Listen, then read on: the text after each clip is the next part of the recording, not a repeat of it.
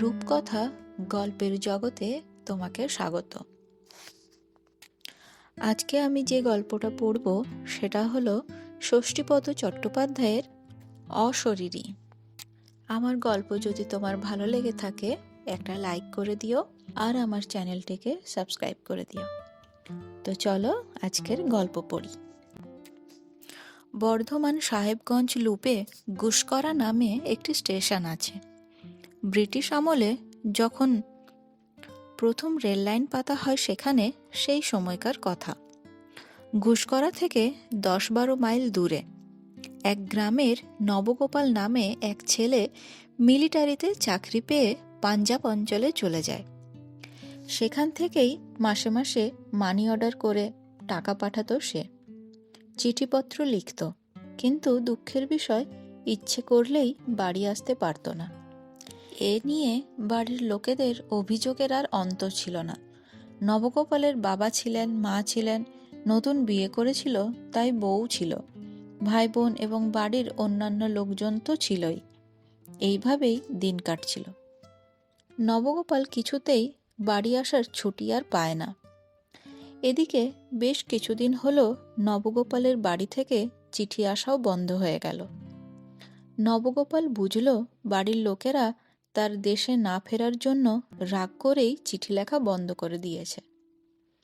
কেননা শেষ চিঠিতে বাবা লিখেছিলেন, আজ 4 বছরেও যখন তুমি বুড়ো বাপ মাকে একবার এসে দেখে যাওয়ার প্রয়োজন মনে করলে না, নতুন বৌমার জন্য যখন তোমার কোনো কর্তব্য আছে বলে মনে হচ্ছে না, তখন আমরা ধরে নিলাম নতুন পরিবেশে গিয়ে তুমি আমাদের ভুলে গেছো। শুধু মাসে মাসে টাকা পাঠালেই পরিবারের প্রতি কর্তব্যের শেষ হয় না। শ্রী শ্রী ভগবানের কৃপায় আমাদের বিষয় সম্পত্তি কি আছে না আছে তা তোমার অজানা নয়। অতএব তোমার এই দান না পাঠালেও চলবে। এই চিঠি পাওয়ার পর স্বাভাবিকভাবে নবগোপালের মন কেঁদে উঠেছিল।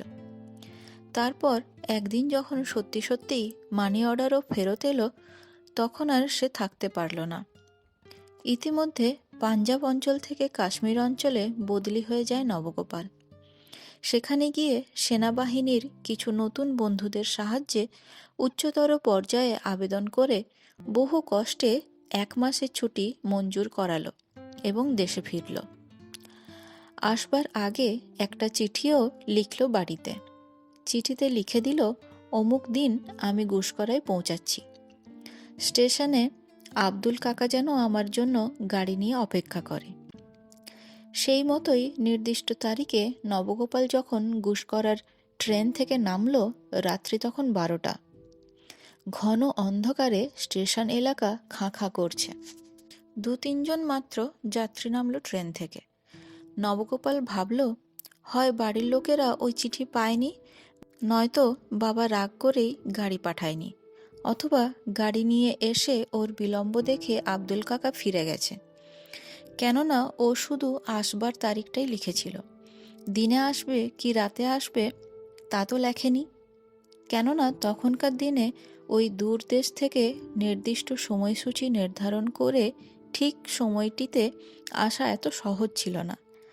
তাই স্টেশনে আব্দুল কাকাকে না দেখে হতাশ হয়ে পড়ল সে।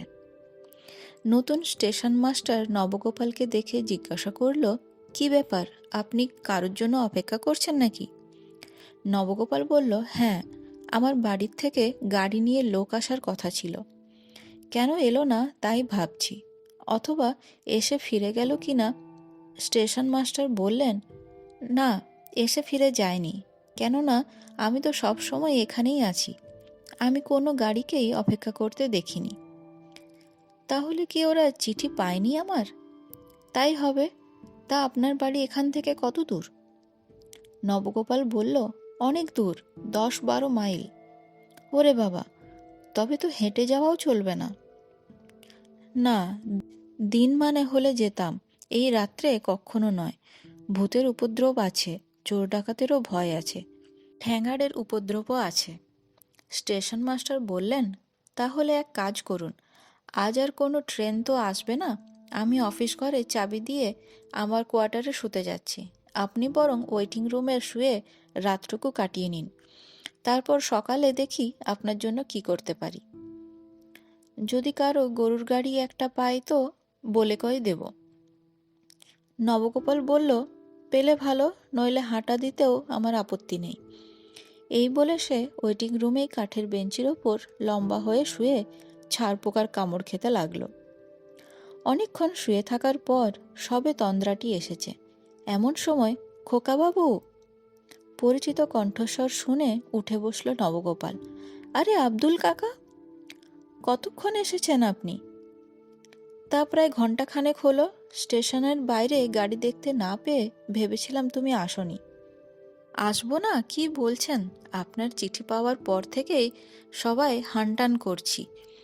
তবে গাড়ি তো আমি এখানে রাখিনি, গাড়ি ওই বাঁধের ওপর রেখেছি। আপনার চিঠি পেয়েছি, কিন্তু আপনি কখন আসবেন চিঠিতে তা লেখেননি, তাই এখানে জায়গা জড়ো না করে গাড়িটাকে বাঁধের ওপরে রেখেছি। আমি ঠিক করেছিলাম লাস্ট ট্রেনটা দেখে তারপর ফিরে যাব, এই ভেবে গাড়িতে গিয়ে শুয়েছিলাম। কিন্তু এমন ঘুম এলো যে না ঘুমিয়ে থাকতেই পারলুম না।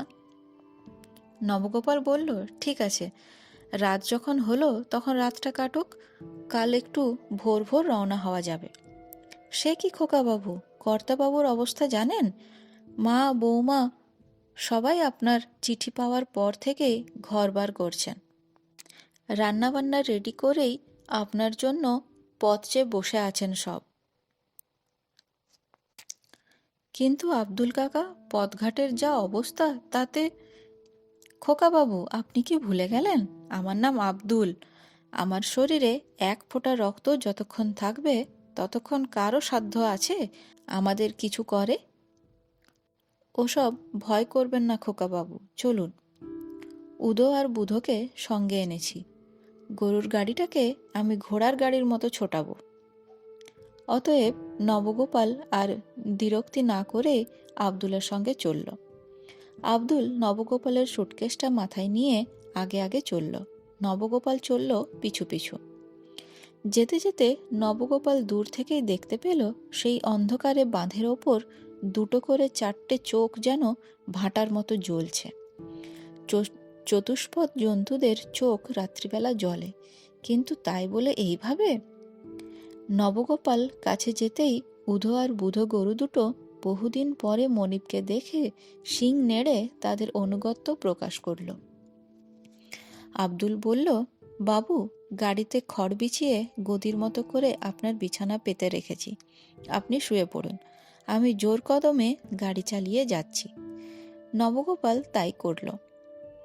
দূরের ট্রেন ভ্রমণে একেই সে ক্লান্ত ছিল, তার উপর রাতও হয়েছিল অনেক, তাই গরুর গাড়ির বিছানায় দেহটা এলিয়ে দিল সে। এদিকে আব্দুল গরুর গাড়ি নিয়ে বান থেকে মাঠের রাস্তা ধরল।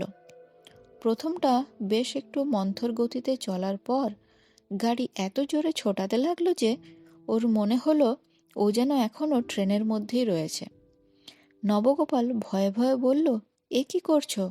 এইভাবে গাড়ি চালালে গাড়ি উল্টে যাবে যে। আব্দুল বলল, কেন ঘাবড়াচ্ছেন খোকাবাবু? আমার নাম আব্দুল, কোনো ভয় নেই আপনার, চুপচাপ শুয়ে থাকুন। নবগোপাল বলল, না, আমার ভীষণ ভয় করছে। কিন্তু কে কার কথা শোনে? আব্দুলের যখন জেদ চেপে গেছে, জোরে গাড়ি সে চালাবেই। নবগোপাল বুঝতে পারল গরুর গাড়ি এত জোরে ছুটছে যে মাঝে মাঝে চাকা মাটি স্পর্শ করছে না, হাওয়ায় উড়ে চলেছে। এইভাবে কিছুক্ষণ যাওয়ার পরই গ্রামে পৌঁছালো ওরা। গ্রামে ঢোকার মুখেই একটা খাল আছে। গরুর গাড়িটা লাফিয়ে খাল পার হয়ে গেল। নবগোপাল আর নবগোপালের মধ্যে নেই তখন। সে বুঝতে পারল কার পাল্লায় সে পড়েছে। এখন ভালোই ভালোই বাড়ি পৌঁছালে হয়। যাই হোক, গাড়ি এসে বাড়ির কাছে থামল। সাবেককালের দোতলা মাঠকোঠা, পাঁচিল দিয়ে ঘেরা, বেশ বড়সড়। নবগোপাল গাড়ি থেকে নামলে আব্দুল বলল, অনেক রাত হয়ে গেল খোকাবাবু, আপনি ভেতরে যান, আমি গরু দুটো গোয়ালে রেখে আসি। এই বলে আব্দুল চলে গেল। ভীত সন্ত্রস্ত নবগোপাল দরজায় কড়া নাড়ল। সঙ্গে সঙ্গে ওর মা বাবা দুজনেই দরজা খুলে বেরিয়ে এলেন। নবগোপাল প্রণাম করতে যেতেই বাবা বললেন, থাক বাবা, তোমার চিঠি যথাসময়ে পেয়েছি, কিন্তু এত রাতে তুমি কি করে এলে? তোমার আসার সময় জানতে না পারার জন্য আমি কোনো গাড়ি পাঠাইনি। জানি তুমি বুদ্ধিমান ছেলে, কারো না কারো একটা গাড়ি ভাড়া নিয়েই আসবে। তবুও সারাদিন অপেক্ষা করে এই সবে শুয়েছি আমরা। এত রাতে এইভাবে আসাটা তোমার ঠিক হয়নি। নবগোপাল বলল, আমাকে আব্দুল কাকা নিয়ে এসেছে বাবা। আব্দুল? আব্দুল নিয়ে এসেছে? হ্যাঁ, আব্দুল কাকা। সে কি, ঠিক বলছো? আব্দুল নিয়ে এসেছে তোমাকে, না অন্য কেউ? না বাবা, অন্য কেউ নয়, আব্দুল কাকাই নিয়ে এসেছে আমাকে। আমি কি ভুল দেখব? কিসে এলে? কেন গরুর গাড়িতে, উধো আর বুধো? থাক, আর বলতে হবে না। আব্দুল আমাদের বহুদিনের পুরনো লোক, সে তার উপযুক্ত কাজেই করেছে। তবে বাবা, একটা কথা কি জানো, আব্দুল আর বেঁচে নেই, উধো বুধোও না। সে কি? হ্যাঁ, যাক, সব কথা এখন থাক। পথে তোমার কোনো অসুবিধা হয়নি তো? রাত কিন্তু অনেক হয়েছে, এবার খেয়ে দিয়ে শুয়ে পড়ো কেমন? বলেই ডাক দিলেন বৌমা। যাই বাবা। এক গলা ঘোমটা দিয়ে নবগোপালের বউ এসে দাঁড়ালো। নবুকে খেতে দাও। নবগোপাল হাত মুখ ধুয়ে ওর ঘরে গিয়ে ঢুকলো। তারপর বউ ভাত তরকারি করে দিলে তৃপ্তির সঙ্গে খেতে লাগলো সে। খেতে খেতে বলল, ওরে বাবা, এত সব রান্না করলে কি করে? বউ নিরুত্তর। নবগোপাল বলে, অনেকদিন বাড়ি আসেনি বলে রাগ করেছো আমার উপর? কিন্তু কি করব বলো, আমি কি ইচ্ছে করে আসিনি? আমি যে নিরুপায়। নবগোপাল দেখল বউয়ের চোখ দিয়ে টপ টপ করে জল পড়ছে। যাই হোক, খাওয়া শেষ করে খাটের বিছানায় নবগোপাল শুয়ে পড়ল। ওর বউ পাশে বসে সযত্নে পাখার বাতাস করতে লাগলো নবগোপালকে। সারাদিনের ক্লান্তির পর তৃপ্তির আহার এবং তার উপর এই সুখ শান্তির শয্যায় শোয়া মাত্রই গভীর ঘুমে ঘুমিয়ে পড়ল নবগোপাল। ঘুম ভাঙল পরের দিন সকালে লোকজনের চেঁচামেচিতে। কে যেন নাম ধরে ডাকলো, নবা, এই নবা। ঘুম ভাঙতেই নবগোপালও হকচকিয়ে গেল। দেখল অর্ধভগ্ন ঘরে অপরিচ্ছন্ন ধূসরিত খাটের ছেঁড়া বিছানায় সে শুয়ে আছে। ঘরের চারিদিকে ঝুল, মাকড়সার জাল। হকচকিত নবগোপাল জানলার কাছে গিয়ে দাঁড়াতেই ওর পরিচিত লোকজনেরা পাশের মাঠ থেকে অবাক হয়ে ওর দিকে তাকিয়ে বলল, নবা, তুই তুই কখন এলি? নবগোপাল জড়ানো গলায় বলল, কাল রাত্রে। ঠিক আছে, তুই ওখানেই থাক, আমরা গিয়ে তোকে নিয়ে আসছি। এই বলে সকলে দরজা ভেঙে ভেতরে ঢুকে নবগোপালকে বাইরে নিয়ে এলো। নবগোপাল কান্না ধরা গলায় বলল, আমার ঘর বাড়ি এরকম অবস্থা কেন? আমার মা বাবা, আমার ভাইরা, আমার বউ কোথায়?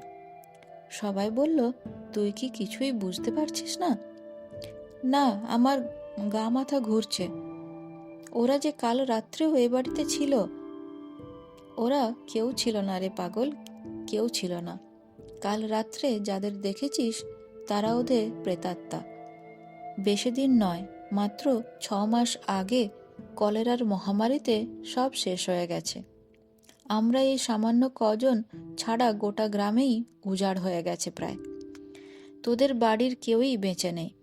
আমরা অনেক চেষ্টা করেছি তোকে খবর দেওয়ার, কিন্তু কোনো নির্দিষ্ট ঠিকানা না থাকায় চিঠি দিতে পারিনি। নবগোপাল সব শুনে ঠুকরে কেঁদে উঠল একবার। তারপর গত রাতের ঘটনার কথা সবাইকে বলে দিন 2 গ্রামে থেকে আবার কর্মস্থলে ফিরে গেল। নমস্কার।